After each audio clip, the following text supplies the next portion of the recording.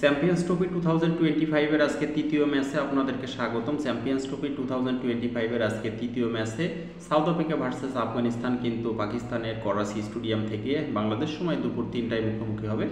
আমরা যদি একটু আফগানিস্তান এবং সাউথ আফ্রিকার মধ্যকার ওডিআই ক্রিকেট ম্যাচের হেড টু হেড আমরা যদি একটু লক্ষ্য করি, আফগানিস্তান এবং সাউথ আফ্রিকার মধ্যকার মোটামুটি 5টি ওডিআই ক্রিকেট ম্যাচ কিন্তু হয়েছে, যেখানে 3টি ওডিআই ক্রিকেট ম্যাচে কিন্তু সাউথ আফ্রিকা জয়লাভ করেছেন এবং 2টি ওডিআই ম্যাচে কিন্তু আফগানিস্তান জয়লাভ করেছেন।